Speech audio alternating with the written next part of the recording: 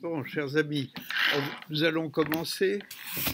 Je trouve le sujet d'aujourd'hui, les acteurs de paix, en distinguant une institution internationale, l'ONU, dont c'est la principale mission, et puis un homme que vous connaissez tous Guy Orange, et il a présidé un certain nombre d'organisations de la société civile, ou d'ONG, si vous préférez, et qui donc peut donner une autre dimension à cette question des acteurs de paix. Bon, c'est particulièrement important aujourd'hui, puisque on a le surlendemain du bombardement ou de l'attaque de la Finule par des troupes israéliennes, et que c'est une indication de plus, et une indication grave de plus, de la manière dont sont traitées les organisations internationales, alors que les organisations internationales sont en général des acteurs de paix. Alors, vous vous rappelez comment s'organise l'ensemble de ces réunions? On a fait un tour du monde des conflits à la première réunion. À la seconde, je ne dirais pas qu'on a évoqué, mais si, on a évoqué les liens entre la paix et les religions, comme facteur de guerre ou comme facteur de paix. Ensuite, nous sommes aujourd'hui les acteurs de paix, et il y aura la prochaine réunion en novembre, sera de regarder les acteurs de paix d'une autre façon, que ce soit des organisations non gouvernementales ou que ce soit l'ONU. Ce sont des institutions qui sont en jeu. Et la prochaine fois, on regardera les individus, on s'intéressera aux individus. On a individus comme témoins après la guerre que ce qui avait dû passer n'est pas tué, avec une éducation à la non-violence, et avec le point de vue, malgré tout, d'un autre ambassadeur. Il y en a pléthore. Pierre Morel, qui s'est intéressé à deux choses. D'abord, il s'est intéressé à la négociation sur les accords de Minsk, et puis il a en plus été pendant quelques années le président de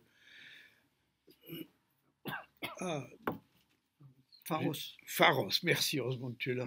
Alors, c'est le président de Pharos qui s'efforce de diffuser des choses exactes, et ce qui est un important, puisque on est dans l'ère des fake news et des informations orientées pour susciter des indiciations. Bien, alors, aujourd'hui, nous avons une organisation qui, comme beaucoup d'organisations internationales, a suscité beaucoup d'espoir et beaucoup de déception. L'Organisation des Nations Unies. Je me rappelle quand même, parce que c'est très beau, je vais vous lire. Tu n'avais pas l'intention de lire le début de la charte. Nous, peuple. Allez, vas-y. Non, si tu veux. Non, je te laisse. Nous, peuple. Parce que, bon, c'est simplement de rappeler les buts et principes des Nations Unies. Le but numéro un de l'article 1, donc c'est vraiment le but essentiel, maintenir la paix et la sécurité internationale, et à cette fin, prendre des mesures collectives efficaces en vue de prévenir et d'écarter les menaces à la paix, et réaliser par des moyens pacifiques le règlement des conflits. Bon. Ça, c'est le premier alinéa. Le deuxième, développer entre les nations des relations amicales, bon, c'est drôle, l'amical est curieux aujourd'hui, fondées sur le respect du principe de l'égalité du droit des peuples et de leur droit à disposer d'eux-mêmes.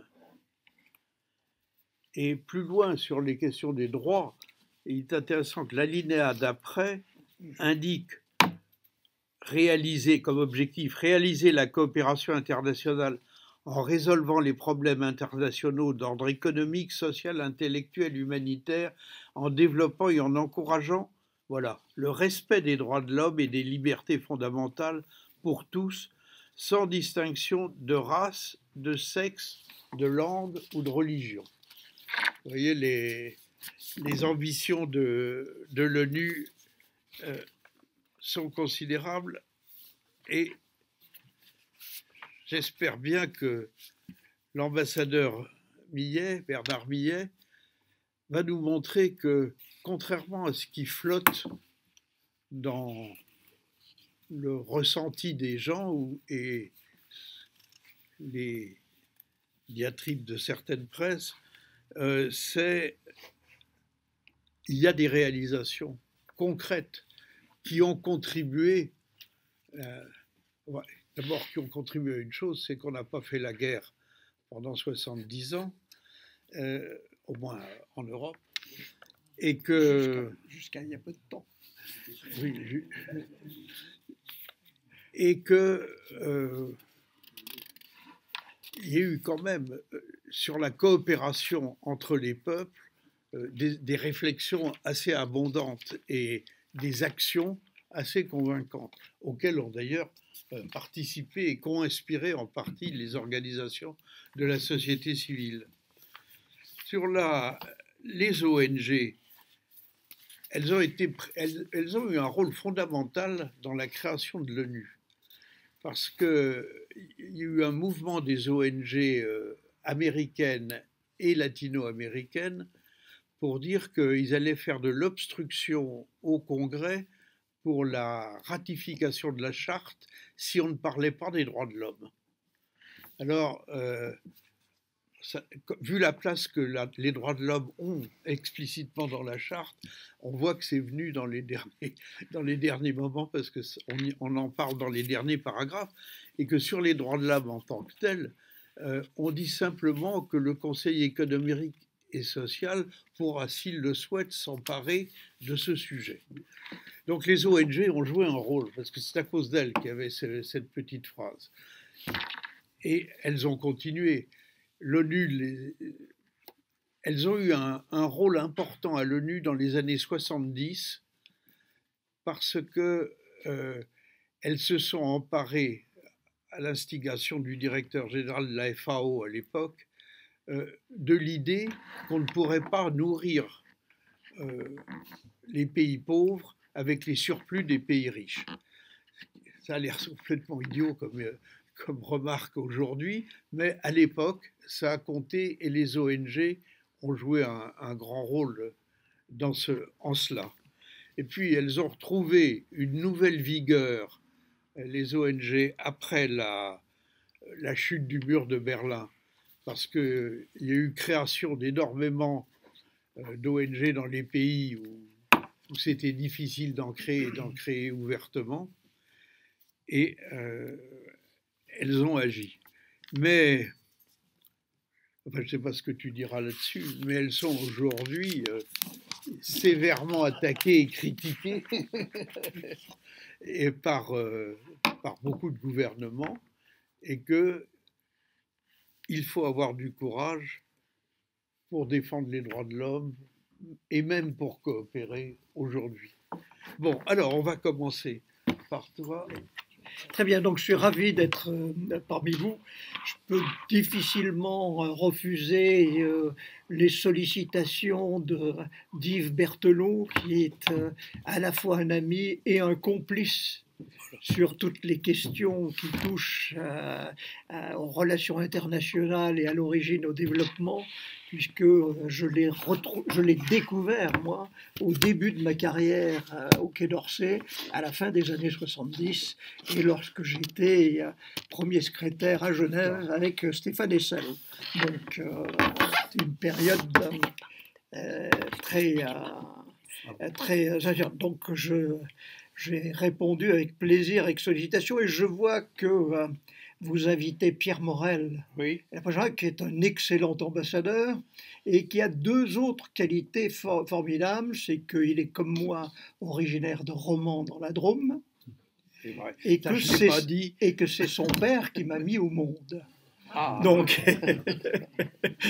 ce qui est tout à fait exceptionnel. Et j'ai pour Pierre, qui a toujours comme moi une maison dans la Drôme, mais lui dans le sud, moi dans le nord, des relations fortes. C'est un esprit ouvert, brillant et tout à fait remarquable. Bon, alors, aujourd'hui, il est vrai que lorsque on se trouve devant un écran de télévision, qu'on lit un journal, qu'on fait la liste des crises, qu'on entend les débats, qu'on voit les drames qui se déroulent autour de nous, on peut faire preuve de scepticisme, d'interrogation, de doute sur le rôle actuel des Nations Unies et surtout de son avenir, de sa pertinence. Beaucoup s'interrogent sur cette situation. Alors, il faut le dire qu'il y a eu des crises en permanence sur les Nations Unies anciennes, mais celles auxquelles on est confronté, elles sont plus proches de nous. Et comme on a tendance un petit peu à se désintéresser de ce qui peut se passer au Soudan, en Érythrée, à Myanmar, et j'en passe ailleurs, on imagine que d'un seul coup, parce qu'il y a des crises chez nous, c'est une crise mondiale et que c'est devenu le centre des préoccupations du monde, etc. Donc on a toujours tendance à ramener les choses à nos propres perceptions naturelles, nationales ou occidentales de ce qui se passe dans les Nations Unies, sans prendre en compte ce que les autres peuvent penser et le sentiment à l'occasion qu'ils ont été totalement ignorés face à des drames.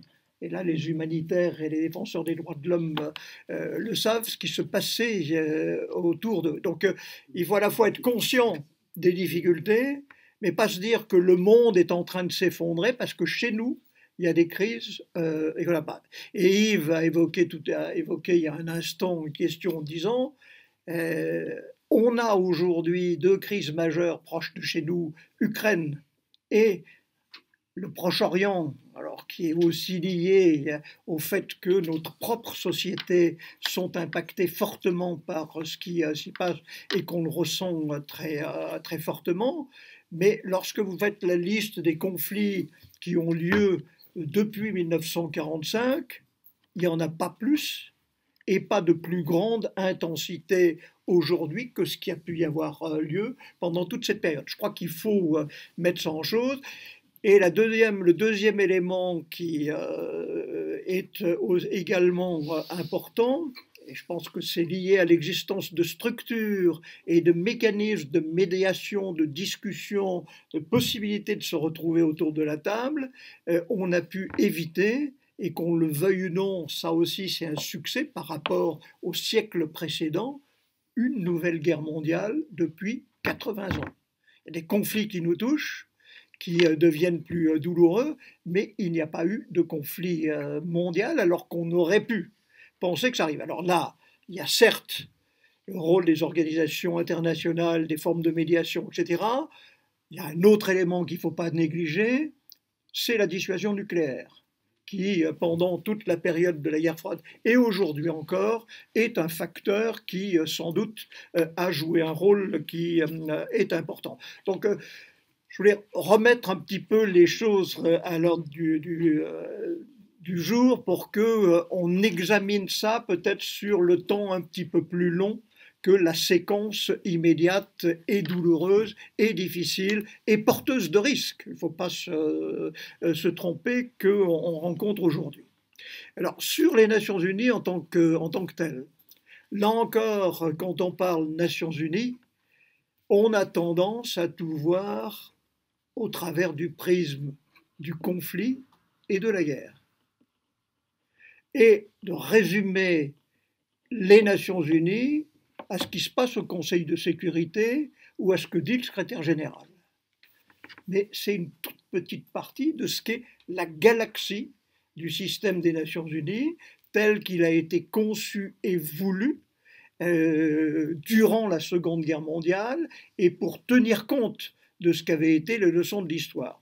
Et les Nations Unies, c'est une institution, un ensemble des structures, des valeurs et des principes qui sont d'ailleurs essentiellement celles des vainqueurs de la Seconde Guerre mondiale, donc les grands pays occidentaux, avec pour idée, on a échoué avec la SDN, comment on fait en sorte de revenir à cette idée de Wilson qui était essentielle mais qui a échoué, pourquoi elle a échoué, comment on peut tenir compte aussi de ce qu'a été la crise de 29 et les conséquences dramatiques que ça a pu avoir sur le plan politique avec la montée des populismes, puis du nazisme et du fascisme, et comment on tient compte de ce qu'a été le drame du nazisme et de la Shoah pour intégrer fortement la dimension des droits de l'homme.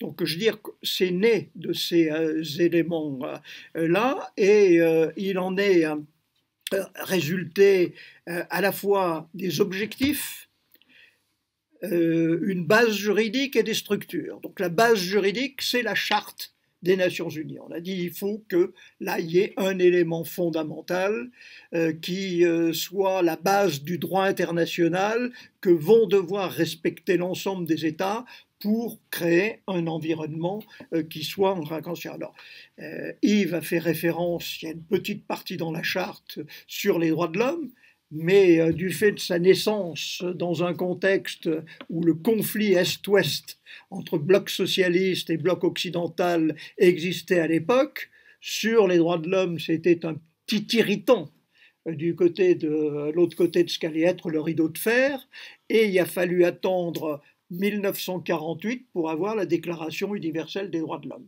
Mais il y a eu cette possibilité, et ensuite, je pense que Guy Orange en parlera, toute une série de pactes et de protocoles essentiels. L'un de ceux qui est cher à Yves est celui sur la torture, qui sont des textes qui sont tout à fait essentiels et importants. Donc cette base juridique, la charte, avec des valeurs et des principes. Sur ces valeurs et ces principes auxquels tiennent aujourd'hui la plupart des États, et notamment les plus modestes. Vous entendez, nous, des critiques très fortes chez nous sur le système des Nations Unies. Lorsque vous allez dans les petits États ou les États les plus modestes, les critiques, elles ne portent pas sur les Nations Unies en tant que telles, mais sur la manière dont les grands pays traitent les Nations Unies, se comportent aux Nations Unies ou n'acceptent pas ou défient les règles du droit international. Aujourd'hui, vous allez demander à l'ensemble des pays, des petites îles du Pacifique, si on supprime les Nations Unies, ils deviennent fous parce que c'est le seul endroit où ils ont un poids important et ils ont été capables de jouer de ce poids sur toutes les urgences liées au changement climatique, à la montée des mers, etc. Donc ils sont très très souhaitables et la plupart des États le souhaitent parce qu'il y a les principes fondamentaux qui sont là, respect de l'indépendance et de la souveraineté nationale, non-recours à la force dans les conflits internationaux, respect de l'intégrité territoriale des pays, non-ingérence dans les affaires intérieures des pays, même si on a vu à des occasions, et droit des peuples à l'autodétermination. Donc vous avez toute une base de principes auxquels on est attaché, qui sont parfois contradictoires, on l'a vu, entre le droit d'autodétermination des peuples et la non-ingérence dans les affaires intérieures des États. C'est pas toujours simple à trouver le juste équilibre, notamment en sortant, parce que ça aussi c'est l'élément clé qu'il y a eu au moment de la charte et qui explique en partie d'ailleurs notre présence au Conseil de sécurité de membres permanents, c'est qu'il y a eu la décolonisation et que la charte a été adoptée par 53 États membres, pas plus, puisque France et Angleterre et Grande-Bretagne avaient des empires à l'époque et que tous ces pays n'existaient pas. Donc les Américains poussaient, et d'autres pays, à l'Union soviétique, à l'idée de décolonisation, mais comme on ne savait pas trop ce qu'il en était, Churchill a beaucoup insisté pour avoir la France au Conseil de sécurité, pour maintenir la place de l'Europe, mais aussi pour avoir un allié potentiel par rapport à ce qui pouvait se passer dans les phases de décolonisation. Donc ça aussi, c'est des éléments qui sont à prendre en compte dans la manière dont on conçoit les choses.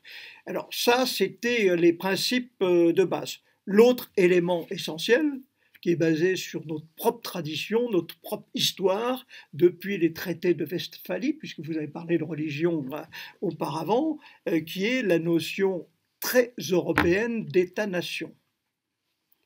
Et en incident par rapport au texte de Madame Chemillé-Agendreau que tu as évoqué sur le problème évoqué, mais tu as raison. De l'État qui quelque part est inadapté ou un obstacle aujourd'hui à la recherche d'une paix perpétuelle et d'une communauté internationale qui serait vertueuse, pacifique, ouverte.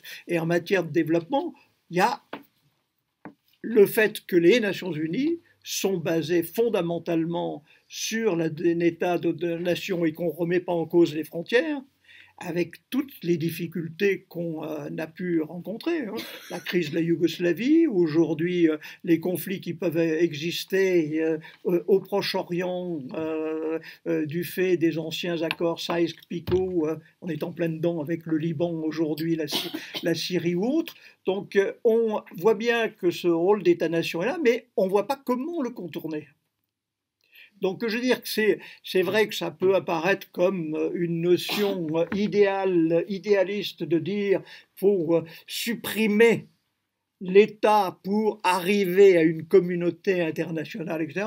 Alors c'est de moins en moins à l'ordre du jour dans nos pays où la montée des populismes et des nationalismes va vers une remise en cause, d'ailleurs complètement ridicule et absurde, puisqu'on est en train de faire face à des défis globaux de plus en plus importants, où il y a besoin d'une coopération internationale, et on nous annonce que c'est par le repli chez soi qu'on va régler les problèmes. Donc là, il y a une contradiction qui est à terme du temps. Je reviens d'ailleurs à ce qu'on se disait tout d'abord. L'État-nation est là, qui est le cœur du réacteur, là où est le pouvoir de représentation et de décision, et on parle, bien que, et ça, c'est l'ouverture de la Charte des Nations Unies. Et moi, j'ai été pendant 4 ans auprès de Kofi Annan qui répétait en permanence ce terme. La Charte des Nations Unies commence pas par nous, États, mais par nous, peuple. Donc, pas nation, peuple.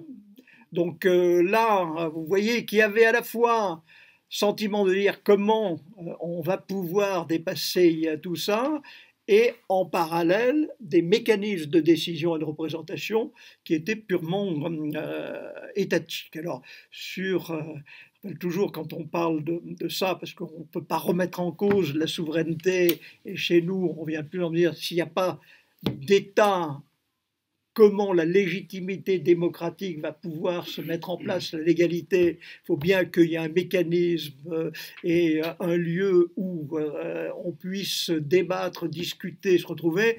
C'est-à-dire qu'à l'échelle mondiale, c'est difficile de dire qu'on va avoir un peuple uni totalement. Donc il faut trouver d'autres équilibres, et ces autres équilibres, ils étaient prévus dès le départ, même si ce n'est pas simple. Donc il y a nous, peuple, mais a été créé dès le départ un comité des ONG. Donc l'idée des organisations non gouvernementales est intégrée depuis le départ dans les institutions et donne la capacité, je dirais, à la société civile, comme on peut le dire, d'intervenir dans le système depuis. Et ça existe. Et moi, je le fais depuis que j'ai commencé avec Stéphane Hessel à la fin des années 70 à Genève, lorsqu'il y avait la Commission des droits de l'homme, qui s'appelle maintenant le Conseil des droits de l'homme. Chaque semaine, nous avions à la mission permanente de la France une réunion hebdomadaire avec les représentants de toutes les ONG et je pense que ça continue à se faire. Et puis, donc ça s'est fait beaucoup dans le domaine des droits de l'homme et un peu humanitaire avec le HCR sur les ONG humanitaires. Et il y a eu un fort développement de toute la sphère environnementale avec la conférence de Rio 1992 qui a lancé un mouvement qui a été beaucoup plus fort, dont on voit aujourd'hui dans toutes les COP à la fois le renforcement et qui s'est renforcé au-delà des ONG traditionnelles à partir de 2000. Donc là, j'étais avec Kofi Annan, j'étais au sommet du millénaire, qui a été de se dire il faut intégrer un peu plus les grandes entreprises multinationales avec leur responsabilité sociale qui doit être prise en compte, ça s'appelle Global Compact et il y en a une en France, et ensuite aussi toujours au sommet des millénaires et dans ce qui s'est développé ensuite sur tous les objectifs du développement durable, notamment les 17 objectifs durable, où là, il y a demande de contribution des ONG, de participation, etc. Alors, s'y sont rajoutés après les ONG, les entreprises, les collectivités territoriales, et on le voit très fortement dans le domaine de l'environnement. La première, ça a été les États fédérés, c'est notamment la Californie avec Schwarzenegger qui est monté en tête et qui a créé le R20. Alors, je me rends, j'étais à Genève lundi et j'ai rencontré Nuttall, qui est le directeur général, que je n'avais pas vu depuis une éternité, qui est toujours en place. Et puis, vous avez aussi les grandes villes qui ont créé leur propre association, je ne sais plus, ça doit être le C40, quelque chose comme ça, qui a été d'ailleurs un temps présidé par Anne Hidalgo sur ces questions-là. Donc il y avait dans cette volonté l'idée qu'il faut les associer pour avoir leur point de vue, mais le pouvoir de décision reste un pouvoir de décision uniquement entre les mains des États. Troisième chose, ça a été sur les structures. J'ai dit on tient compte de l'échec de la SDN, de la crise de 29 et des problèmes de l'HA. On a créé des structures pour répondre aux trois objectifs fondamentaux des Nations Unies. Paix et sécurité qui a été évoqué. À l'époque, c'était développement économique et financier juste et équitable. Aujourd'hui, on parle du développement durable. Et le dernier, promotion et respect des droits de l'homme. Et à ces trois objectifs, on a créé des structures qui se sont mises en place dès le début. Donc sur la première partie paix et sécurité, c'est le Conseil de sécurité, mais qui a été conçu d'une manière qui tienne compte à la fois des leçons de la SDN et de l'échec de la SDN et des réalités géopolitiques, des rapports de force. Donc le Conseil de sécurité s'est créé à l'époque avec 9 membres à l'origine. Aujourd'hui, il y en a 15. Ça a été 9, puis 12, puis 15. Maintenant, on parle d'une réforme à plus. Mais on s'est dit, pour éviter l'échec de la SDN, il faut que tout le monde soit autour de la table. Ne pas se retrouver comme en 1920 dans une situation où le Congrès américain a décidé de refuser l'entrée à la SDN. Et l'absence des États-Unis de la SDN a été un élément fondamental de son impuissance. Donc il faut que tout le monde soit autour de la table, et pour que tout le monde soit autour de la table, je reviens au principe que j'évoquais tout à l'heure, il faut que la Chine, qui était la Chine nationaliste au départ, pas la Chine populaire, et surtout l'Union soviétique, soient autour de la table. Donc l'intégrité territoriale, non-interférence dans les affaires intérieures, respect de la souveraineté internationale, libre choix du système économique et social qu'on veut mettre en place. Tout ça s'est trouvé en place de manière à retrouver les équilibres. Et l'un de ceux qui était chargé de promouvoir la coopération entre les systèmes économiques et différents est à ma droite, au sein de la commission économique de l'Europe, qui n'a rien à voir avec la commission européenne. Il y a des commissions régionales du système des Nations Unies sur chaque continent. La commission économique pour l'Europe va de Vancouver à Vladivostok. Voilà, absolument. Mais et ça comprend l'Asie centrale. Voilà. Donc c'était l'Occident et le bloc soviétique qui s'y retrouvaient. Et pendant que j'étais ambassadeur, on y a ajouté Israël. Oui. Là, je me disais ce qu'il faut le dire. Parce que, en fait, dans la région du Proche-Orient, les autres pays ne refusaient qu'Israël en fasse partie. Donc, on voit que ça vient toujours de loin. Donc, on a créé un Conseil de sécurité de manière à ce que tous les grands soient là, de manière à appuyer l'organisation si elle prend des décisions, parce que le Conseil de sécurité a un pouvoir d'imposer des décisions, y compris par la force. Donc, ce qui n'était pas le cas à la SDN, donc il fallait que tous les grands soient là et soient d'accord. Et ça a impliqué le droit de veto, de manière à ce que les intérêts stratégiques des 5 soient dans tous les cas protégés. Donc il n'y aurait sans doute pas eu de possibilité d'avoir un Conseil de sécurité inclusif sans le droit de veto. Et quand aujourd'hui certains disent on va supprimer le droit de veto, on risque de se retrouver dans l'impuissance du Conseil, parce que les grands États refuseront d'apporter des moyens, des soutiens, ce qu'il faut, donc tout risque de sauter, et on peut difficilement l'étendre, parce qu'on voit bien que ce droit de veto est, dans la situation actuelle, que ce soit Proche-Orient et Ukraine, un blocage absolu du système. Ce blocage, il n'est pas absolu en ce moment du Conseil de sécurité, mais il a été pendant toute la période de la guerre froide. Il ne se passait rien au Conseil de sécurité. Quand on se dit il est bloqué aujourd'hui, ce n'est pas une nouveauté. Ça a été le cas pendant toute la période de la guerre froide. C'est pour ça qu'il faut regarder sur la durée comment fonctionne cette organisation. Donc on est dans une logique aujourd'hui où on a eu les grands pays, on voit à la fois les avantages de les avoir et les inconvénients, les obstacles que cela suppose. Pour la crise de 29, on avait décidé de créer un système dans lequel la coopération internationale se met en place sur toutes les questions économiques, sociales, etc., avec la création d'un Conseil économique et social.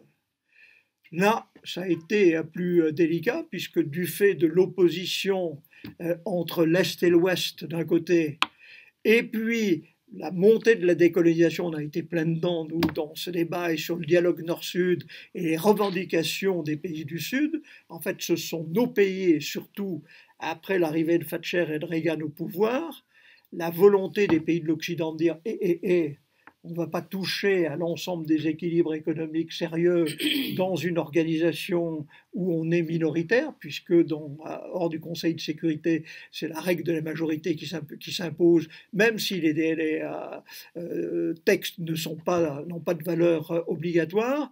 Donc on a finalement, à partir des années 80, dépossédé les Nations Unies de tout rôle véritable de négociation et de coordination de ce pays pour reprendre tout le pouvoir entre les mains des Occidentaux en disant les seuls gens sérieux, ils se trouvent au sein du G5, G6, G7, on ne va pas discuter avec les autres, donc on est dès les années 80 à ce moment-là, et aujourd'hui on s'étonne de voir la Chine et les BRICS et le Sud global nous dire mais on ne veut plus jouer avec vous.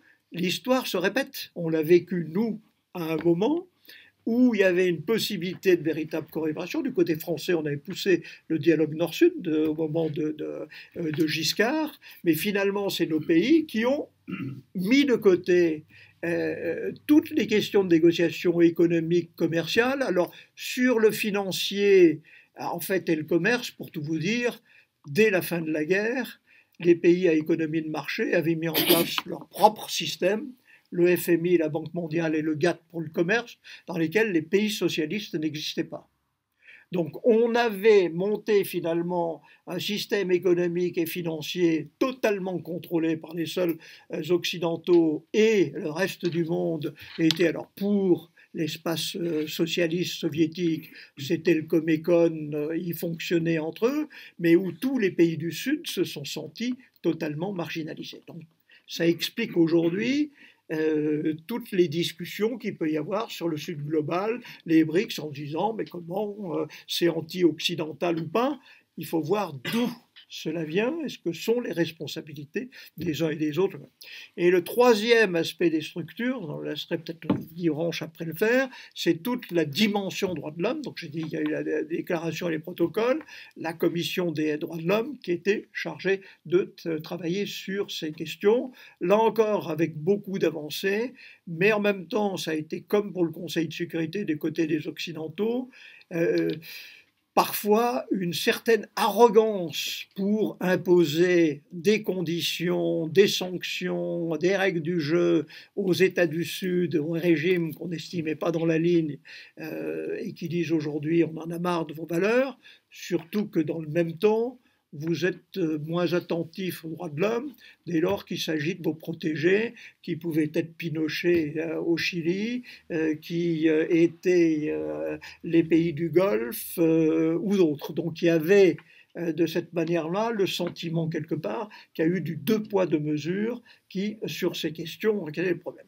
Donc on a aujourd'hui une situation dans laquelle il faut rééquilibrer les choses, et tous ces pays demande à ce que le système existe, parce que les bases du système international les protègent en tant que petit pays, que deuxièmement, malgré, je veux dire que la marginalisation dans le domaine économique, les Nations Unies ont su rebondir intelligemment avec de nouvelles formes de concertation qui, là, impliquent la société civile et ont permis de mobiliser les opinions publiques, qui a été le domaine de l'environnement et des climats avec les COPS, et le domaine des objectifs du développement durable qui sont repris dans chacun des pays. Et aujourd'hui, il y a des demandes avec les crises qu'on a vécues qui rendent les Nations Unies plus essentielles que jamais lorsque l'on parle de pandémie, lorsqu'on parle de terrorisme, de crimes organisés, de climat, je l'évoquais aujourd'hui,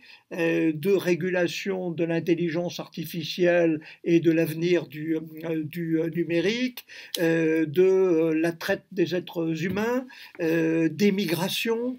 Vous avez sur toutes ces questions de la fiscalité internationale, il ne peut pas y avoir de réponse qui soit au niveau d'un pays ou même d'un groupe de pays.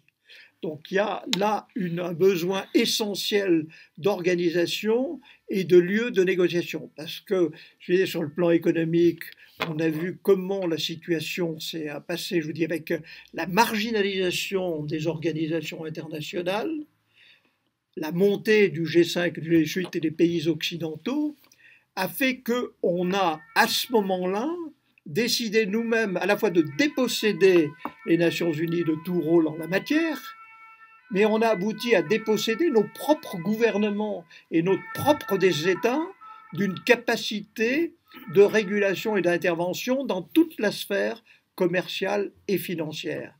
C'est dans les années 90 qu'on a décidé qu'il fallait à tout prix libéraliser tous les échanges commerciaux et si possible, mais plus encore de libéraliser tous les marchés de capitaux et les flux financiers.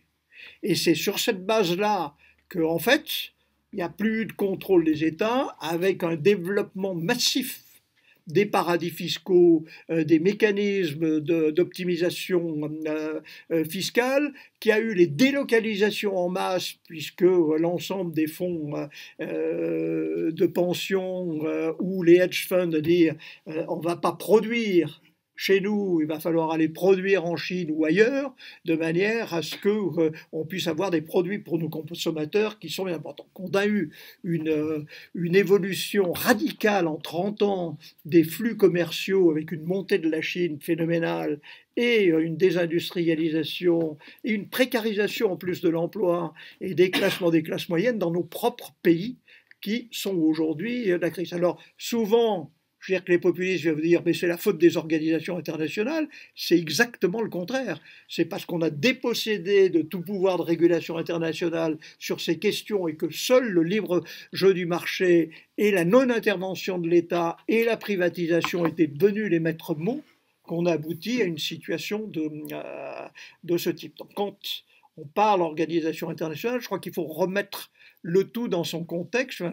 Et on le voit bien quand on parle d'Union européenne, les gens viennent vous critiquer en disant l'Union européenne, nous les Français on est meilleurs, c'est un scandale, on nous impose des choses impossibles. Il y a deux secteurs sur lesquels la souveraineté nationale est totale, absolue, et sur lesquels les États mènent tout. Les deux secteurs, c'est le social et la fiscalité. C'est les deux secteurs qui sont les plus problématiques et les plus difficiles pour nous. Et sur les autres secteurs où il y a des directives européennes, lorsque ces directives sont avec l'accord et des gouvernements et des parlements et avec l'initiative de la Commission, quand une directive est adoptée à Bruxelles, elle n'est pas applicable telle qu'elle. Elle doit être transposée dans le droit français par le Parlement. Et on trouve toujours le moyen du côté français de rajouter des obligations supplémentaires, notamment dans le domaine agricole ou dans le domaine environnemental, par rapport à ce qui est sorti de Bruxelles. Et naturellement, on va dire, on est contraint par des règles impossibles, scandaleuses, alors qu'elles ne sont pas dans les directives, etc., et que c'est nous-mêmes qui en rajoutons par rapport à ce qu'on fait. Donc là, espèce de schizophrénie qui est assez extraordinaire. Alors, je m'arrête là sur l'organisation. Si vous avez des questions sur les crises actuelles, je le ferai après, mais j'ai déjà suffisamment parlé, je pense. Merci à Monsieur le Président, Monsieur l'Ambassadeur, merci. Et vous, chers amis, simplement vous dire que je suis toujours un peu impressionné d'intervenir dans les débats de confrontation des intellectuels chrétiens. Je ne sais pas si je suis chrétien, je ne suis sûrement pas un intellectuel, je suis un praticien qui essaye de réfléchir de temps en temps, ça c'est vrai, bon, c'est peut-être la même chose. Donc, peut-être vous dire que ce n'est pas du tout dans un esprit de blanc et noir que je peux intervenir, et je vous remercie, M. Millet, d'avoir bien souligné dès le départ cette collaboration, cette complémentarité, c'est un mot qui va revenir. Je crois que c'est très important et qu'on évite de dire, alors soit magnifier les institutions parce qu'elles ont le pouvoir institutionnel, ou au contraire magnifier les organisations non gouvernementales parce qu'elles y croient et elles font quelque chose. Donc, évitons cette tendance-là. Je voudrais simplement vous donner quelques éléments sur là où les sociétés civiles, on pourrait se poser la question, y compris dans le monde d'aujourd'hui.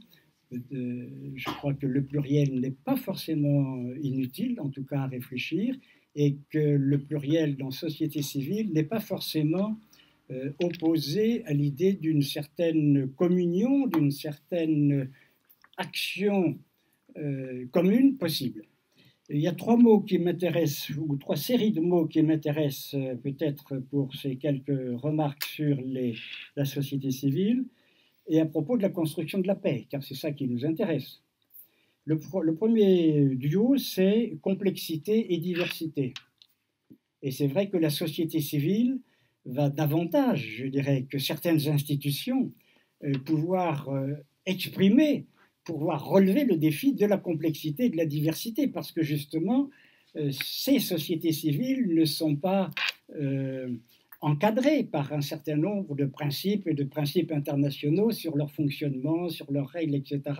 Les sociétés civiles sont, on le verra tout à l'heure, tout à fait plus libres, entre guillemets, de leur mouvement dans cette construction de la paix. Donc, complexité, diversité.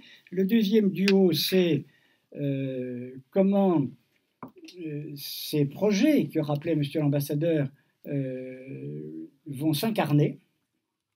Et là, à côté du mot incarnation, c'est le mot contextualisation. Il n'y a pas d'incarnation possible si on ne tient pas compte du contexte. Le contexte d'aujourd'hui, 2024, n'est pas celui de 1948, etc., etc. Et là encore, la société civile, parce qu'elle est en contact peut-être plus direct, plus incarné avec les sociétés elles-mêmes, telles qu'elles vivent dans leur contexte de 2024, la société civile peut apporter quelque chose quant à ce souci de contextualisation du projet de construction de la paix. Comment est-ce qu'on va le contextualiser régulièrement? Et Monsieur Millet, vous avez souligné les évolutions. Troisième série, enfin pas série de mots d'ailleurs, c'est deux mots, c'est où est le pouvoir? Où sont les pouvoirs? Je pense qu'il faut réfléchir à cette tension, complémentarité entre les grandes institutions internationales et la société civile autour de cette question de où aujourd'hui et comment aujourd'hui s'exerce le pouvoir ou les pouvoirs. Voilà, c'était quelques remarques. Alors, premier point, tout d'abord, il faut préciser un tout petit peu ce qu'on va mettre sous le mot société civile, un tout petit peu ce qu'on peut mettre sous le mot construction de la paix.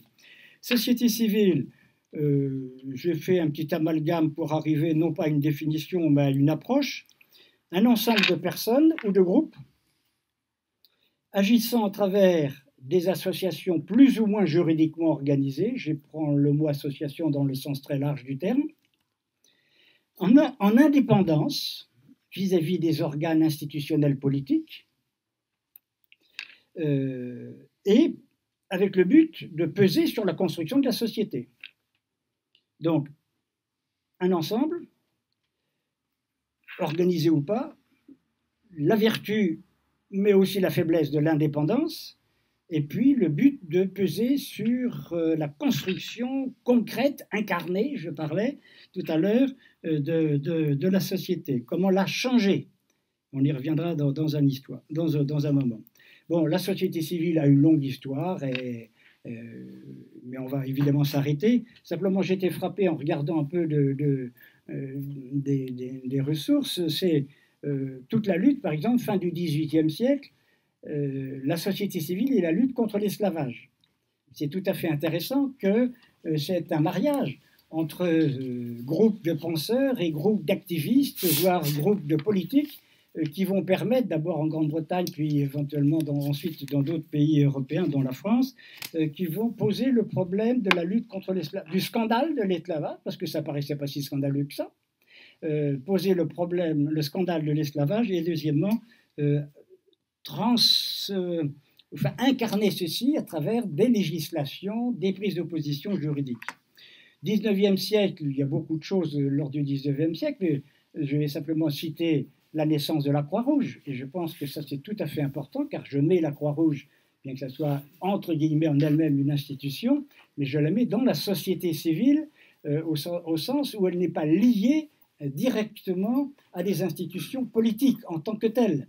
La Croix-Rouge est une démarche qui a une certaine indépendance.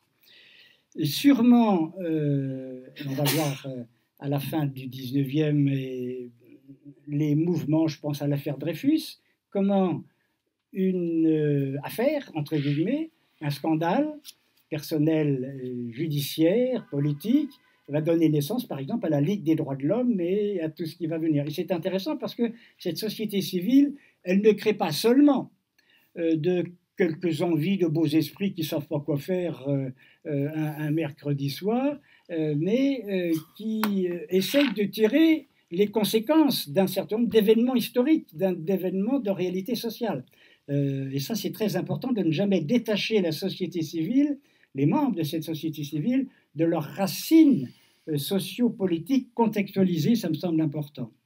Bien sûr, je pense que la loi de 1901 sur les associations facilite l'expression, en France en tout cas, de la société civile, Et puis, alors, on va voir ensuite, mais ça, je ne vais pas redire ce que M. Millet nous a partagé très, très positivement, sur toute la création de l'Organisme des Nations Unies, 1945.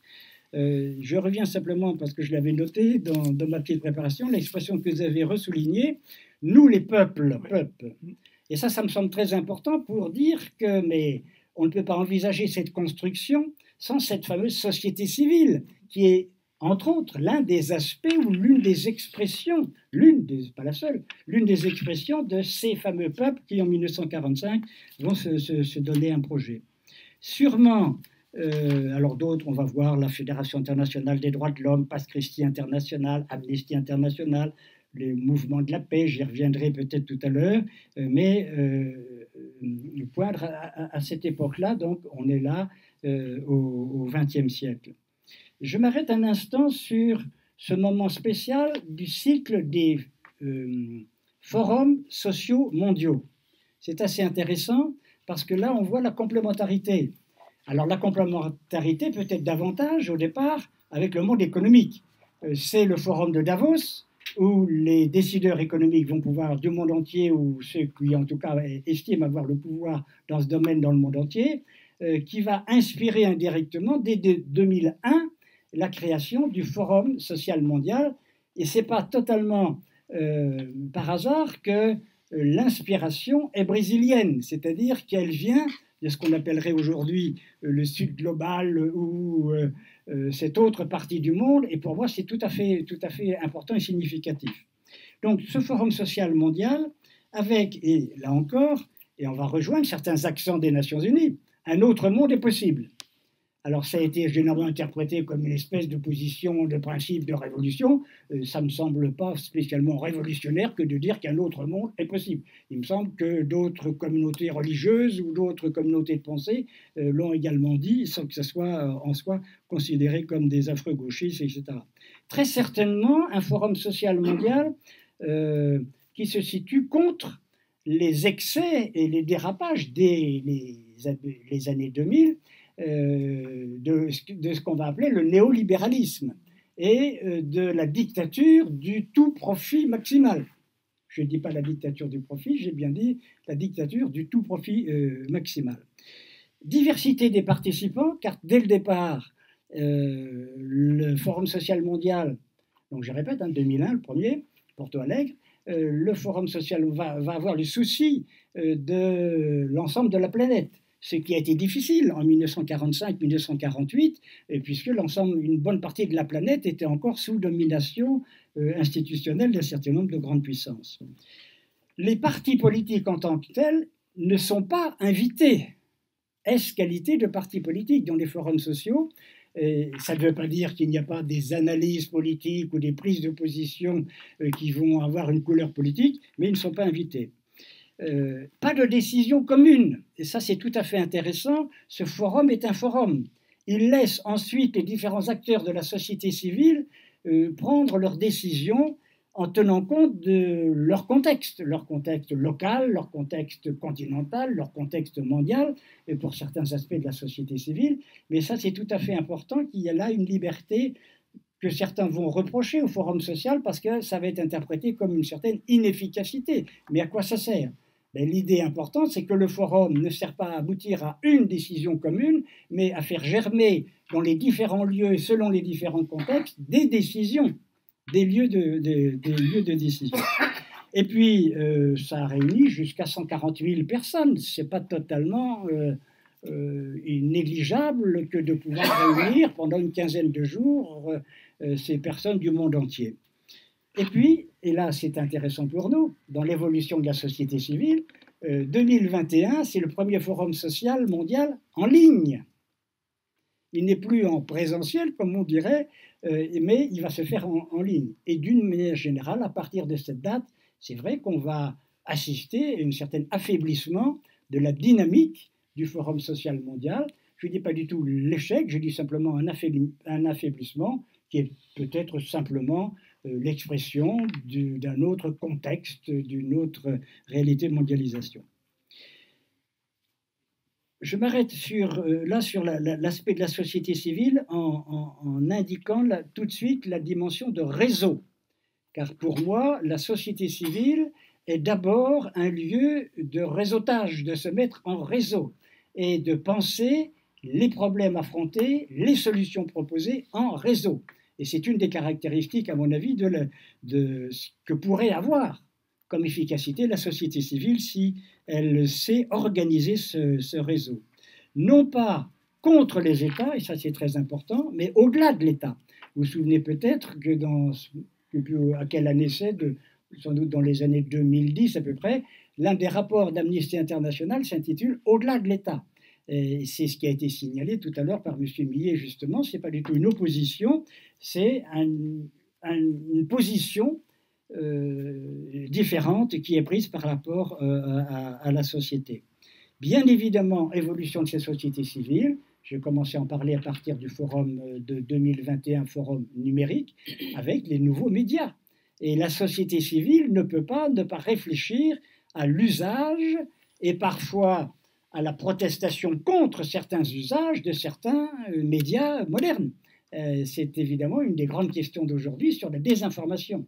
Et la société civile va avoir également ce travail par rapport à ces nouveaux médias, à la fois en les utilisant au maximum, car ils donnent une autre dimension au projet, mais en même temps à travers un autre type de pouvoir qui peut arriver. Alors, est-ce qu'on arrive aujourd'hui à une société civile, moi j'avais pris les adjectifs, fatiguée, peut-être, marginalisée, éclatée, et en tout cas, et là je voudrais m'arrêter là-dessus, une société civile qui doit servir à quelque chose parce qu'elle est très réprimée. Si elle ne servait à rien, on n'allait pas payer des places dans les prisons, dans les salles de torture ou dans les phénomènes de disparition. Donc, je m'arrête un instant, parce que je voudrais que dans nos esprits, bien qu'intellectuels ou parce qu'intellectuels, nous n'oublions jamais le courage physique, moral, aujourd'hui, à 20 heures, des hommes et des femmes à travers le monde. Elles sont persécutées, largement. Ça, c'est sur la société civile. Construction de la paix, là, je ne vais pas, puisqu'il y a déjà eu d'autres conférences, simplement, nous allons bien évidemment reprendre le mot de la construction de la paix. La paix, c'est l'absence de guerre, mais ça n'est pas que l'absence de guerre.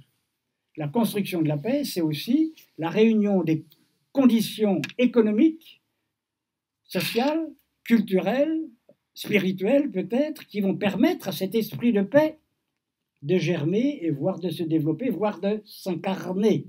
Donc ça, c'est très important parce que c'est évidemment également dans ce domaine des conditions de création, d'émergence d'un esprit de paix que la société civile va travailler.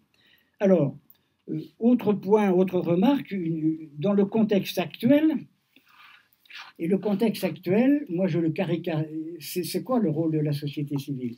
Le contexte actuel, je caricature par une première réalité, c'est une mondialisation, une interdépendance et un éclatement.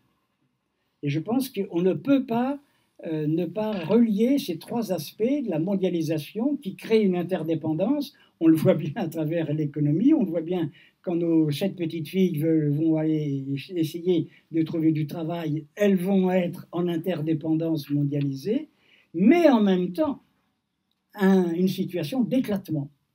Cette situation d'éclatement, elle est vraie pour les institutions internationales, elle est bien évidemment vraie pour la société civile également. Pourquoi éclatement?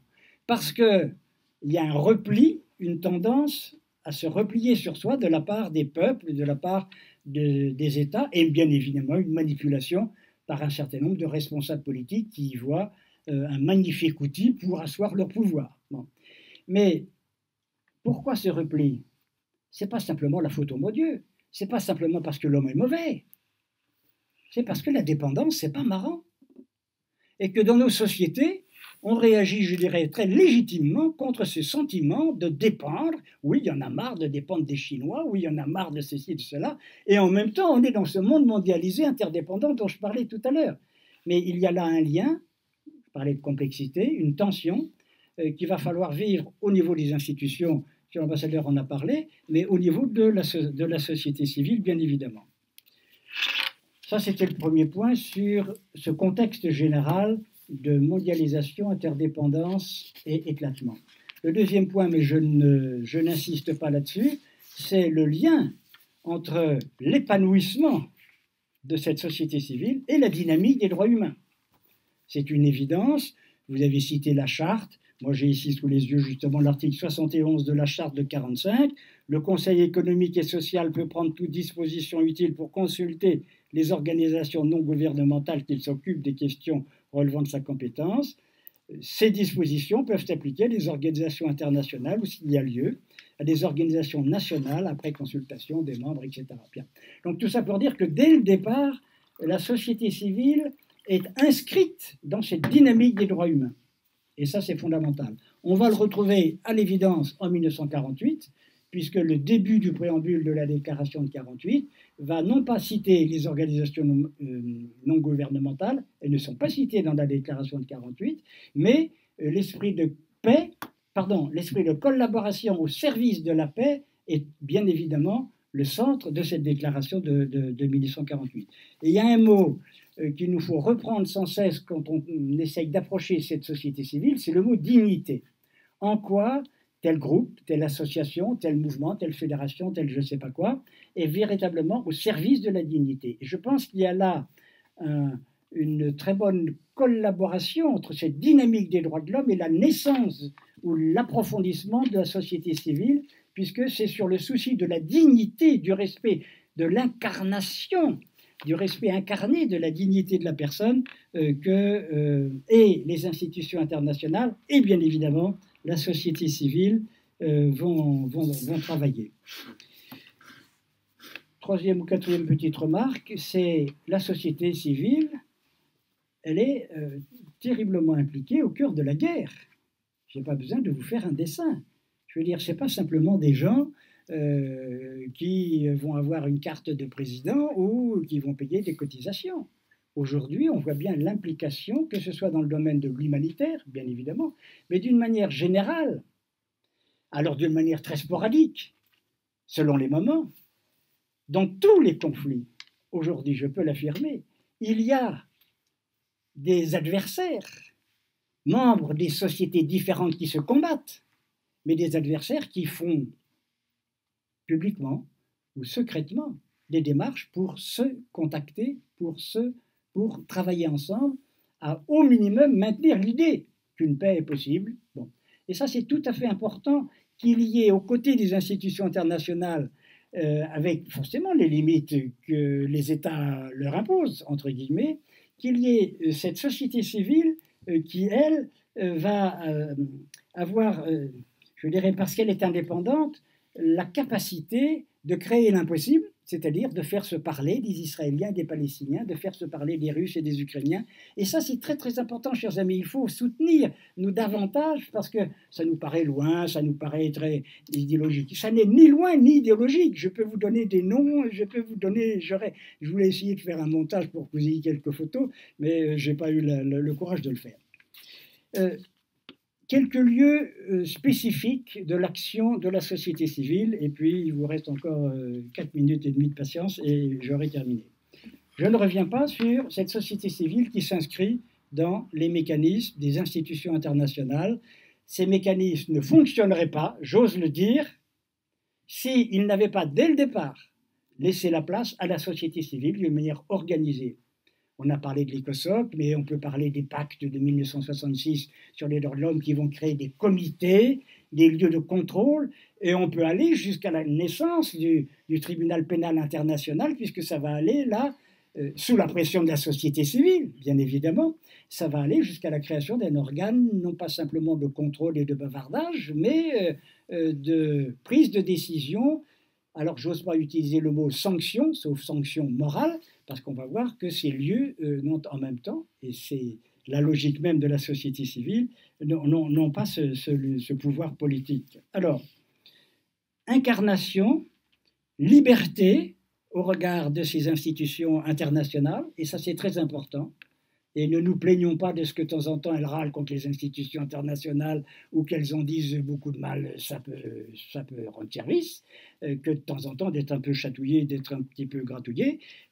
Interpellation des institutions, dénonciation des manquements. Alors dénonciation qui est faite à l'égard des États, mais la plupart du temps c'est ressenti par les institutions internationales. C'est quoi votre beau discours et regardez vos réalités. La société civile a aussi ce rôle-là tout à fait important, nourriture de la construction institutionnelle. Ça, c'est un des premiers lieux de la participation de la société civile à cette construction de la paix au cœur des institutions internationales, car dès le départ, elles ont eu leur place. Et je trouve personnellement que moi, comme citoyen, je devrais davantage intervenir sur mon pouvoir politique français pour qu'il rappelle à ces institutions internationales l'importance de la place de la société civile, que ce soit au niveau international, que ce soit peut-être aussi au niveau français. On aimerait savoir aujourd'hui quel est l'impact réel, par exemple, de la Commission nationale consultative des droits de l'homme par rapport aux décisions prises ensuite, par la suite. En tant que telle, cette commission, je la trouve tout à fait remarquable, mais comment est-ce que ça va interpeller les instances politiques?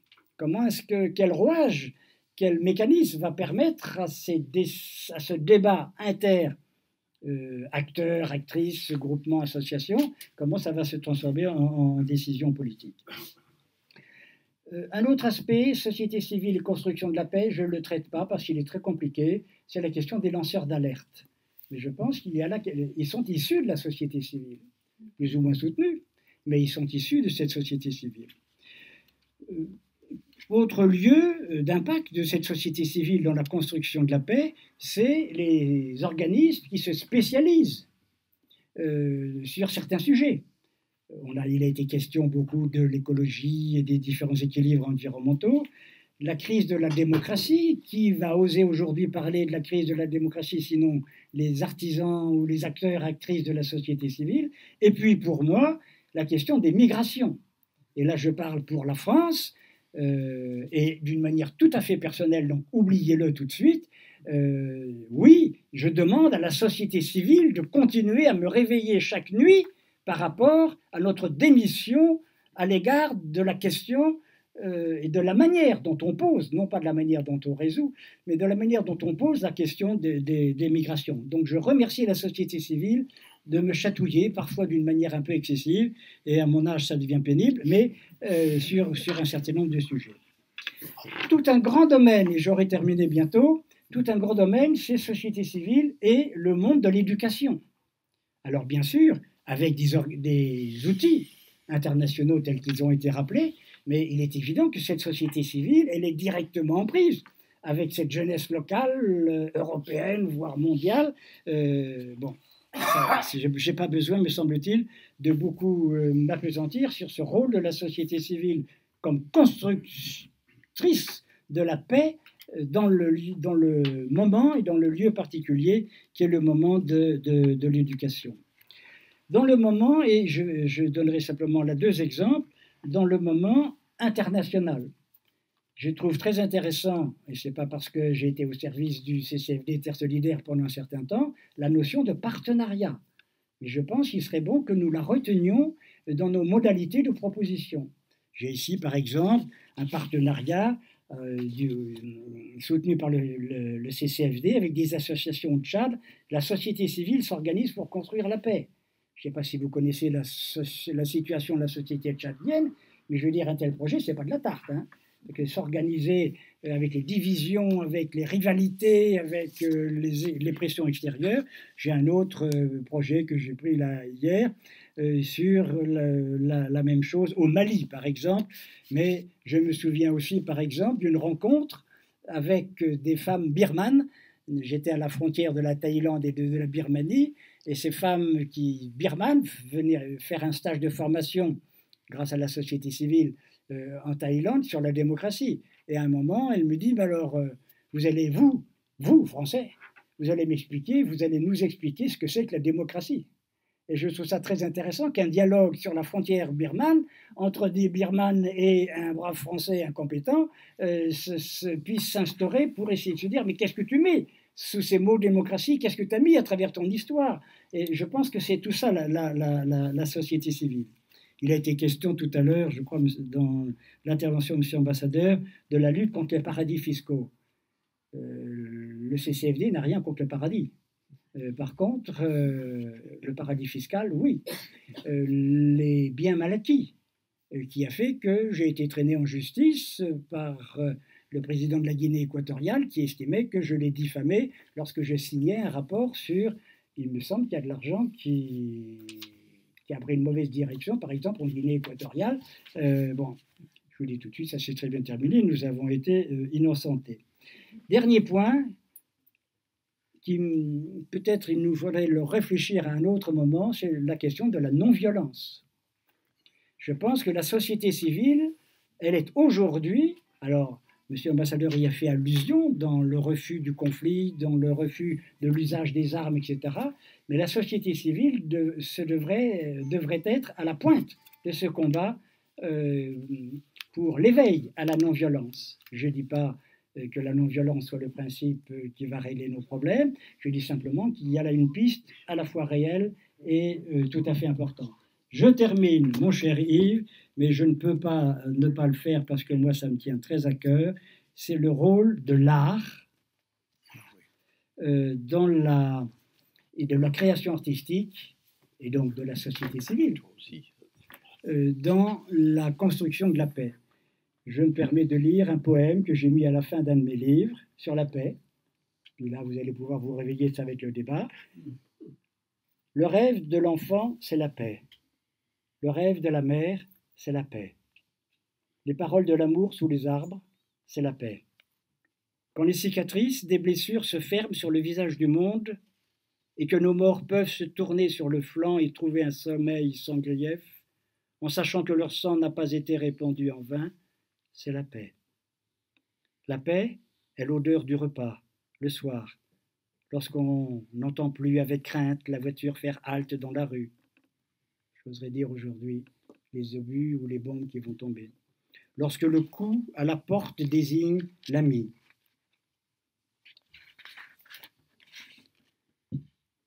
En fêtant nos yeux, la paix est un verre de l'air chaud, de lait chaud, La paix est un verre de lait chaud, un livre posé devant l'enfant qui s'éveille.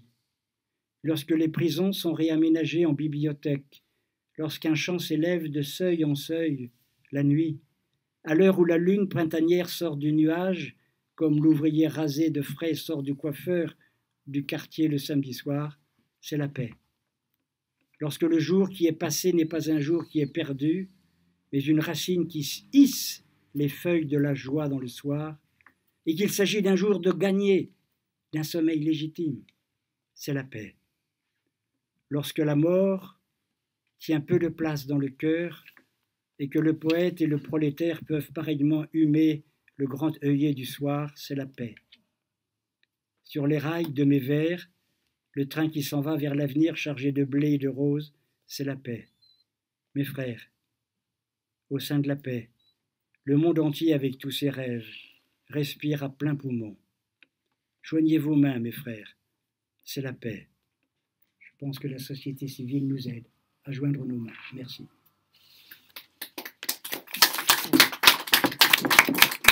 Le poète, c'est M. Ritsos, poète grec. Voilà. Ce livre de Guy Orange s'appelle « Droits humains, n'oublions pas notre idéal commun ». Ça a été publié à l'occasion du 70e anniversaire de la Déclaration universelle des droits de l'homme. Bien. Alors, nous passons à la période des questions, mais peut-être voudrais-tu quand même dire, tu n'as pas du tout parlé des opérations de maintien de la paix dont tu as été responsable quand même un certain temps et qui sont attaquées avec la finule. Donc, je pense que tu peux dire quelques mots là-dessus. C'est-à-dire que les ONG sont un bien précieux aujourd'hui pour toute la coopération internationale et le développement de la paix, mais elles sont menacées. Je veux dire qu'on le voit bien partout, que ce soit aux Nations Unies même, la Russie et la Chine tentent d'influencer toutes les décisions sur l'acceptation de nouvelles ONG au sein du comité des ONG. Donc ça, c'est un élément important. Et on le voit, y compris dans les pays voisins, Géorgie, Hongrie, Russie, sur les lois, sur les influences étrangères qui ont la tentation de remettre en cause les ONG et leur indépendance. Alors ça, c'est un autre élément important quand il n'y a pas une tentation d'essayer d'instrumentaliser. Guy Orange fait référence au mouvement de la paix auquel l'Union soviétique accordait un intérêt assez fort et sans doute pas pour simplement soutenir ceux qui s'engageaient très légitimement dans cette affaire. Alors, sur les opérations de maintien de la paix qui sont un élément, je veux dire que les Nations Unies, où la charte, elle est très plastique. Les opérations de maintien de la paix n'existent pas dans la Charte des Nations Unies. Je veux dire qu'au fur et à mesure, on a inventé des mécanismes pour tenter de répondre à des besoins qui sont réels. Souvent, alors du côté des opérations de maintien de la paix, on y est, c'est pour ça qu'on en voit les difficultés et qu'on peut avoir l'occasion à juste titre de les critiquer. Mais lorsque vous regardez les opérations de maintien de la paix et lorsque vous regardez au Conseil de sécurité qui se passe aujourd'hui, les opérations de maintien de la paix n'ont jamais véritablement lieu en tant qu'elles sont purement Nations Unies dans des zones ou des pays qui correspondent à un intérêt stratégique des membres du P5. C'est-à-dire que donc les opérations de maintien de la paix se situent toujours, ça encore, il faut avoir la conscience de ce que sont les Nations Unies, dans des endroits où les grands pays ont l'impression que leurs intérêts stratégiques ne sont pas en jeu et qu'au bout du compte, on peut demander aux Nations Unies, la plupart du temps avec des mandats, et on parle de l'UNIFIL, plus ou moins approximatifs et limités, avec des moyens qui sont eux aussi souvent faibles et ridicules, et à un coût qui est très limité. Quand on voit le coût des opérations de maintien de la paix des Nations Unies, ça ne coûte rien. Je dis bien, ça ne coûte rien par rapport à ce que sont les opérations militaires qui peuvent être conduites par nos pays quand ils le font directement ou par l'OTAN. C'est ridicule. Et ces deux opérations de maintien de la paix où il y a aujourd'hui de manière très limitée des pays occidentaux. On est au Liban avec les Italiens et les Espagnols, vous verrez, parce qu'on a un intérêt pour le Libanien, mais il n'y avait plus de Français en Afrique. En RDC, en Sierra Leone, en RCA à l'époque, nous, où on pouvait être sur des opérations purement françaises, c'était le cas de Barkhane au Mali, pour mener nos propres opérations, mais pas sous contrôle des Nations Unies. Et on laissait aux Nations Unies les autres opérations, mais c'est dans des zones ou dans des coins où les pays se disent, c'est un moyen à la fois de permettre la mise en place d'un accord de paix et de trouver une solution, ou c'est un moyen de mettre le couvercle sur la marmite de manière à ce que bouge pas. Alors, le couvercle sur la marmite, il existe depuis longtemps avec des opérations de maintien de la paix qui existent depuis l'origine. Il y a, personne ne le sait, 2 opérations de maintien de la paix qui existent aujourd'hui, qui n'ont jamais été remises en cause. Il y en a une d'observateur de la trêve en Palestine en 1948, l'UNDOF, avec quelques observateurs qui sont à Jérusalem, qui occupent le palais du gouverneur, parce que c'est un moyen aussi politique de faire en sorte que le lieu de ce qu'a été le pouvoir britannique soit occupé par les Nations Unies plutôt que par des Israéliens ou un pays arabe. Donc ça a arrangé tout le monde d'avoir quelques observateurs dont le rôle est marginal qui tiennent là. Deuxième opération de maintien de la paix qui est aussi quelques dizaines d'observateurs existe depuis 1949 au Cachemire pour, là aussi, la trêve entre l'Inde et le Pakistan. Vous imaginez sur des milliers de kilomètres ce que 60 observateurs peuvent faire là, mais sont toujours là, personne ne les remis en cause, c'est d'année en année reconduit. Les autres opérations un peu plus importantes, notamment pour les Européens, et on se dit il faut maintenir le couvercle, c'est Chypre, 1974, toujours là. C'est le Liban, 1978, puis après renforcé en 2000. Là, moi, je dirigeais des opérations de maintien de la paix en 2000. On a renforcé parce que ça s'est fait avec le retrait de l'armée israélienne du sud Liban à ce moment-là, et renforcé à nouveau, mais sans aller au bout de ce qu'il faut en 2006, après l'intervention, la dernière intervention israélienne au Liban, où ils se sont retirés parce que le Hezbollah cognait un peu trop fort à ce moment-là. Et puis vous avez une autre maintien, même si ça évolue du côté de notre président depuis longtemps, le Sahara occidental, qui est elle aussi 1973. Donc c'est des opérations qui, au bout du compte, pour l'ensemble des grands pays, c'est un moyen de se dire on maintient la situation, il n'y a pas de solution politique, donc on va attendre. L'opération de maintien de la paix, elle ne peut pas remplacer sur le long terme une solution politique. De la même manière qu'une opération de maintien de la paix ne va jamais changer ce qui se passe dans les esprits, la tête des gens qu'on est censé aider à trouver une solution à leurs propres problèmes. Ça n'a pas changé, les opérations en ex-Yougoslavie, le sentiment des Serbes vis-à-vis des Croates ou des Bosniaques. Ou au Kosovo, du sentiment des Serbes par rapport aux Albanais du Kosovo. Il y a des limites à ce qu'une opération de maintien de la paix, s'il n'y a pas de volonté politique et moyen de trouver une solution politique au conflit. Donc le problème est toujours lié à ça et on ne peut pas demander au-delà de choses. Deuxième chose qu'on ne peut pas demander aux opérations de maintien de la paix, compte tenu de la faiblesse des moyens que j'évoquais, le fait qu'il n'y a que des petits pays qui aujourd'hui, enfin des petits pays, des grands pays, mais modestes et sans pouvoir militaire ou économique fort qui fournissent des troupes. Qui fournit les troupes? Les Pakistanais, les Indiens, les Kenyans, les Argentins, etc. Il n'y a pas un Américain dans une force de maintien de la paix des Nations Unies. Il y a, j'ai dit, sauf le Liban, pas d'Européens.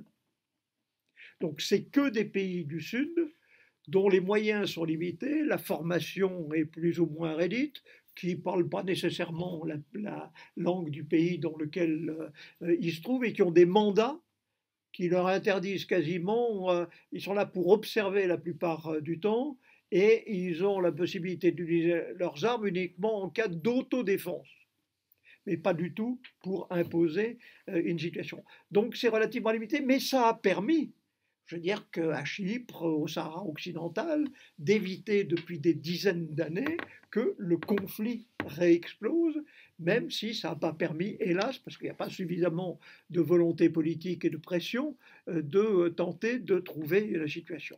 Et puis, vous avez les opérations qui ont été catastrophiques. Moi, je suis arrivé juste après ça à New York, qui ont été l'ex-Yougoslavie, avec Srebrenica, qui ont été le Rwanda, et qui avait été avant la Somalie.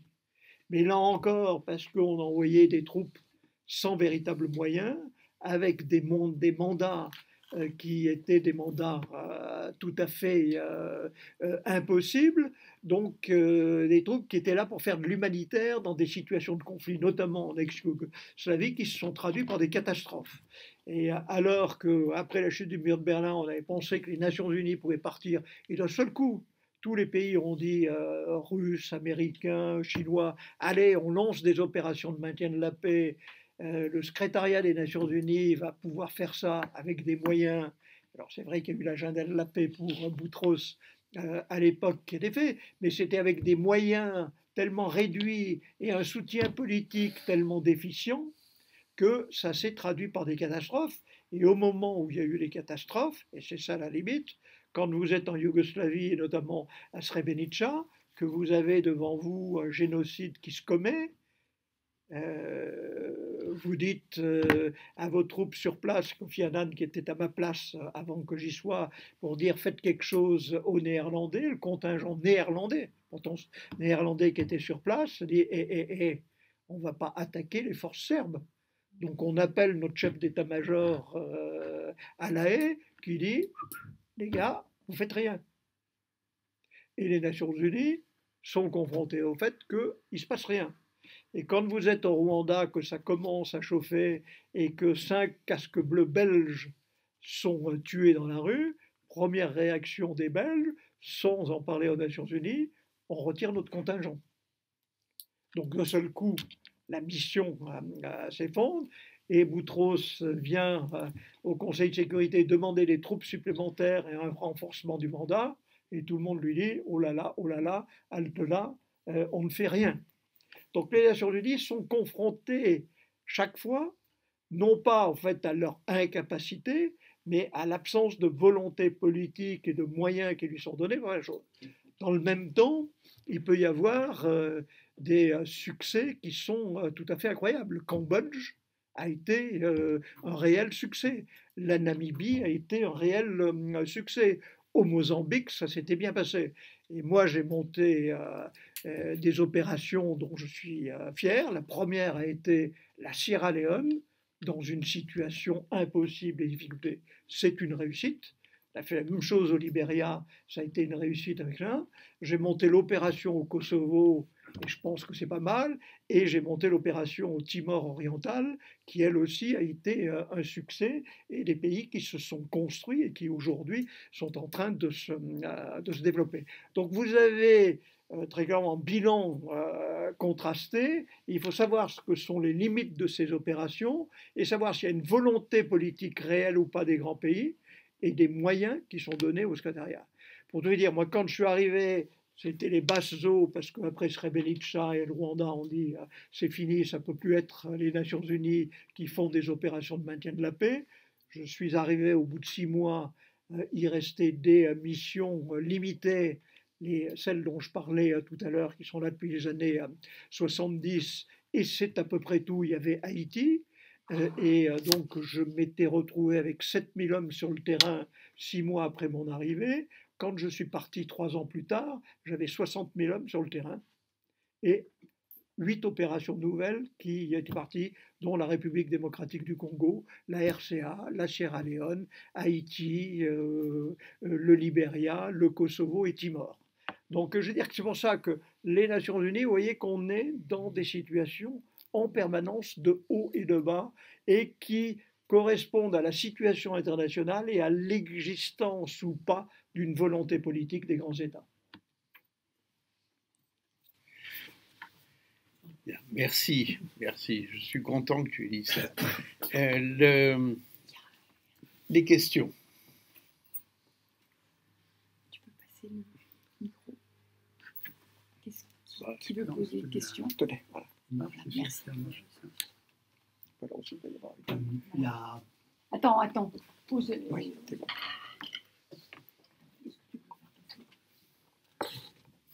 Il y a un peu trop longtemps, et pour ma mémoire, ça ne fonctionne pas trop, j'ai lu dans une revue, était-ce étude, je ne sais pas, que les États-Unis avaient monté une intervention en dehors des Nations Unies et qui avait eu un certain succès.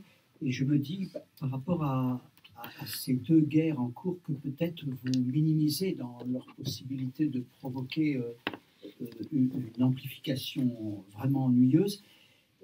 Comment dire, que fait la Chine? N'y a-t-il pas moyen d'amorcer un travail diplomatique pour arriver à réimpliquer. Alors vous allez me dire, oui, mais avec Trump, on n'arrivera jamais, parce que c'est peut-être lui qui nous pend au nez. Là. Et voilà, est-ce que... Mais vous aviez l'air de vous rappeler un peu mieux que moi, cette histoire de l'intervention des États-Unis qui avait été bénéfique, je crois. Alors, je voulais... Tu passes à côté. Il faut... La marque. Il faut voir. Là, je parlais des opérations traditionnelles de maintien de la paix qui sont des casques bleus dirigés par le secrétariat sur lequel moi j'avais responsabilité. Mais le Conseil de sécurité a la capacité de décider des opérations militaires qui seront organisées directement par des coalitions. Et les opérations qui ont lieu sous forme de coalition, la première, ça a été lorsqu'on a remplacé les casques bleus en Bosnie-Herzégovine par des forces de l'OTAN. Donc on est en 95. Donc là, ça a permis de taper fortement sur les Serbes et de les pousser à venir à Dayton pour accepter la négociation. Donc ça, c'est la première chose. Ensuite, il y a eu une deuxième, il y avait eu avant, parallèlement même, une deuxième opération de même nature qui avait été agréée par le Conseil de sécurité et là, avec une force de la coalition, ça a été le Koweït après l'invasion de l'Irak par le Koweït. Ça, c'est une force qui est allée sur place, bouche père, pour sortir les troupes irakiennes du Koweït, qui a été un succès tout à fait réel et qui s'est traduit après par des sanctions, le blocus de l'Irak, etc. Mais Bush père avait décidé, une fois que j'ai réuni ça, je ne vais pas plus loin, je ne vais pas essayer d'aller mettre dehors Saddam Hussein, ce qu'a voulu faire son fils pour la deuxième opération de l'Irak, qui, elle, c'est le fameux discours de Villepin, on est en 2003, qui est intervenu sans légitimation du Conseil de sécurité. Donc l'intervention, il y avait eu celle en Afghanistan où il y a eu un accord du Conseil de sécurité dont on voit le résultat aujourd'hui. Pas sûr que ce soit un succès quand on passe aux femmes afghanes et à la population afghane. Et la deuxième sur l'Iran, le fils Bush a voulu aller jusqu'au changement de régime, faire exploser le système irakien où aujourd'hui on est dans un chaos qui n'a jamais pu être remis en cause, une situation très difficile, donc qui est une mauvaise opération, mais qui s'est faite, elle, sans légitimation et sans accord du Conseil de sécurité. Donc elle est illégale au regard du droit international, mais nous, on s'y est opposé. Et puis il y a une autre opération qui s'est faite en direct, alors là où nous-mêmes, c'était le président Sarkozy, ont joué un rôle important, qui était de bloquer Kadhafi qui attaquait des troupes, etc. Mais là encore, il s'agissait simplement d'arrêter les troupes. Mais finalement, il a été décidé, contrairement à ce qui était prévu dans la résolution du Conseil de sécurité, d'aller tuer et éradiquer Kadhafi et ses troupes. Et ça, je veux dire que ça a suscité chez les Russes et chez les Chinois le moyen de se dire les États-Unis ou les pays occidentaux décident selon leur bon vouloir de faire la guerre sans légitimation du Conseil de sécurité. Donc c'est inacceptable. Les pays du Sud reprochent beaucoup aujourd'hui à nos pays ces interventions. En Irak, il y avait déjà eu sur le Kosovo, quand on avait attaqué Belgrade, les Américains étaient allés bombarder Belgrade, Kosovo. Il y a eu là 3 opérations qui ont fait que les Russes se sont complètement retournés. Poutine a dit, maintenant, plus rien ne se passera au Conseil de sécurité, ce d'autant plus que depuis plus de 30 ans, toute résolution sur l'Israël était bloquée au Conseil de sécurité par les États-Unis. Donc ça a créé, par rapport aux pays occidentaux, tout à l'heure sur la sphère économique et financière, ils se sont dit on se fout de nous, on est totalement marginalisé. Au Conseil de sécurité, c'est vous utilisez le Conseil de sécurité d'une manière quand ça vous intéresse, parfois en ne franchissent pas les règles. Donc aujourd'hui, les Russes se disent Crimée, et après Donbass et Ukraine, pourquoi nous on se préoccuperait du droit international si les pays occidentaux, de leur côté, n'ont pas joué les règles du jeu et les ont bafouées. De la même manière, d'ailleurs, alors vous menez aux Chinois, les Chinois, c'est plus subtil. Parce que les Chinois, très clairement, ont essayé, notamment après l'arrivée de Trump, qui a maudit les Nations Unies, décidé de sortir de l'accord de paix de Paris, de casser l'OMC, enfin de bloquer l'OMC, de mépriser le système des Nations Unies, eux ont fait de l'entrisme. En disant, eux ont mis des casques bleus un peu partout. Ils ont essayé de faire de l'entrisme dans les institutions spécialisées qui, elles aussi, sont le monde des Nations Unies qu'on a tendance à oublier. Tu évoquais la FAO, l'OMS, l'OMPI, l'OACI, la météorologie, etc., qui sont des institutions qui fonctionnent remarquablement bien et qui sont essentielles pour la coopération internationale et pour le fait que tout fonctionne sur les transports aériens ou sur tout le reste. Les Chinois ont fait de l'entrisme. À la fois en disant nous on adore le système des Nations Unies, mais en se disant comment on va l'influencer et notamment comment on va l'influencer pour mettre en cause les valeurs universelles des droits de l'homme. Donc ça aussi, là-dessus, ils jouent avec les Russes et avec un certain nombre de pays, dictatures ou d'autocraties, qui apprécient le Conseil des droits de l'homme et les textes des droits de l'homme d'une manière très modérée. Oui, mais sur ce point, à l'initiative plutôt chinoise que russe, mais chinois et russes essayent de mobiliser parmi leurs partenaires aidés du Sud une remise en cause de l'ensemble des règles de l'ONU. Bien sûr. Oui. Je crois qu'il y avait une autre question. Oui, oui, une question. Quel est votre point de vue sur les opérations de rétablissement de la paix en ex-Yougoslavie qui ont été menées par l'IFOR et l'ASFOR sous mandat ONU? Et est-ce que ce principe d'action a été effectivement, aurait pu être reproduit ailleurs? Bon, il y a eu l'exemple de la CAFOR, l'intervention au Kosovo, mais qui était à la limite du mandat de l'ONU. Non, c'était sous mandat de l'ONU. En fait, la CAFOR est intervenue parce que les pays occidentaux se sont rendus compte que les casques bleus qui étaient sur place, notamment il y avait des Français et des Anglais, je veux dire, avaient des mandats qui se limitaient à de l'autodéfense, à l'accompagnement des convois humanitaires et qui étaient finalement dans l'impossibilité de... Donc ça a créé beaucoup de frustration et il y a eu un moment où les Américains et où Chirac a dit il faut cogner un peu plus fort. Donc il y a eu un mandat du Conseil de sécurité retirant les casques bleus et transférant l'opération à une force multinationale il y avait des rapports faits au Conseil de sécurité, mais plus du tout sous contrôle direct du secrétariat général des Nations Unies. Globalement, ça a réussi avec les accords de Dayton à faire en sorte que la guerre s'arrête et qu'on trouve une solution politique. Au Kosovo, ça a été la même chose, ça a été une résolution ambiguë que les Russes estiment ne pas avoir finalement accepté. Donc ça a été le début de leur réaction négative vis-à-vis de notre attitude au Conseil de sécurité, mais c'est des opérations qui ont pu fonctionner le temps où elles ont été nécessaires.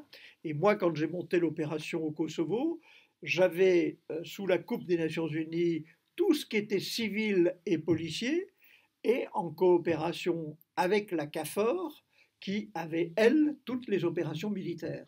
Donc il y avait l'OTAN d'un côté pour ce qui était militaire, et tout ce qui était civil était sous la coordination des Nations Unies, c'était Bernard Kouchner qui à l'époque était le représentant spécial sur place, avec des piliers, un pilier économique, développement, reconstruction qui était de l'Union européenne, la Commission européenne, un pilier sur tout ce qui était élection et droits de l'homme qui était le OSCE, où j'avais été ambassadeur auparavant, et un pilier qui était tout ce qui était réfugiés, construction de camps qui était sous la coupe du Haut Commissariat aux réfugiés, et puis toute la dimension là, toute la coordination, plus l'administration civile et la police était directement Nations Unies Kouchner. Donc ça, moi, ça remontait à moi à New York. Et on a fait la même chose, de manière un peu plus simple, il n'y a pas d'Union européenne naturellement, au Timor oriental. Parce que ça aussi, ça a été des opérations qui étaient totalement inconnues des Nations Unies quand on parle de maintien de la paix. Le Kosovo et le Timor, c'était du jour au lendemain de créer des États à partir de rien. Il n'y avait plus de constitution, il n'y avait plus de loi, il n'y avait plus de fonctionnaires, il n'y avait pas de budget, il n'y avait rien. Donc il a fallu du jour au lendemain trouver partout dans le monde des gens qu'on envoie pour devenir procureurs, ingénieurs, etc. Ça a été une aventure inouïe. Et là aussi où c'est un peu irresponsable et surréaliste, moi j'avais la responsabilité de 18 opérations de maintien de la paix dans le monde, plus ces 2 opérations à monter 2 États, etc. Mon équipe à New York, c'était 310 personnes. De la plus modeste secrétaire jusqu'au secrétaire général, de l'ensemble de l'équipe militaire, de l'équipe politique qui traitait avec le Conseil de sécurité, mais également de toute la dimension logistique de l'organisation des missions, transport de troupes, négociation de contrats avec les sociétés de transport, etc. 310 personnes par rapport à 60 000 personnes sur le terrain. Quand vous avez une opération militaire par l'OTAN ou nos pays, pour un soldat sur le terrain, il y a 2 personnes au siège. Ma question concernait les églises. Est-ce qu'elles jouent un rôle là-dedans, soit comme représentant de la société civile, membre de la société civile, ou bien comme interlocuteur, ou comme groupe de pression par rapport aux différentes instances à l'ONU voilà. Comme vous le savez, le Vatican est à l'ONU. Voilà. Le Vatican est représenté comme observateur. Mais au bout du compte, pour tout vous dire, moi j'ai été également ambassadeur auprès des Nations Unies à Genève. Pendant la période de la guerre en Yougoslavie, pendant les événements en Afghanistan ou en Amérique latine ou pas. Et j'avais des relations très fréquentes avec le nonce apostolique parce que il avait des informations là-bas. Et toutes les missions des Nations Unies sur le terrain ont des relations avec naturellement les autorités religieuses. Et moi, ce qui me revenait notamment du Haut Commissariat aux réfugiés ou de la Croix-Rouge, c'était les gens sur le terrain qui étaient en relation avec le curé de quelle paroisse, donc qui faisaient remonter une information sur ce qui se passait sur le terrain, qui était le pouls du terrain. C'était d'ailleurs intéressant parce que je faisais remonter à New York des informations parce qu'au Conseil de sécurité on discutait et mon collègue Mérimée, à l'époque un descendant de Prosper, qui était ambassadeur, était un peu frustré de savoir que le petit ambassadeur à Genève avait plus d'informations sur ce qui se passait sur le terrain que ce qu'il pouvait avoir lui-même directement par les postes diplomatiques qui n'avaient pas ces éléments parce que tous les humanitaires sur le terrain nous faisaient remonter l'information, etc. Deuxième chose qu'il y a, toutes les missions des Nations Unies sur le terrain, qu'elles soient civiles ou militaires, ont des relations avec les autorités et notamment les autorités religieuses. C'est un élément essentiel.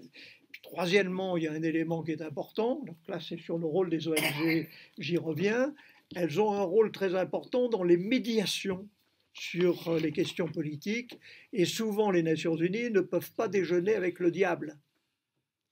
En revanche, les ONG ont la capacité de servir d'intermédiaire pour faciliter la médiation, faire remonter les informations, etc. Et vous avez une instance qui est tout à fait remarquable, qui s'est réunie à Paris il n'y a pas longtemps sur ces questions de médiation dans ce sujet politique important et qui a joué un rôle important dans les conflits, c'est la communauté San Egidio. Donc,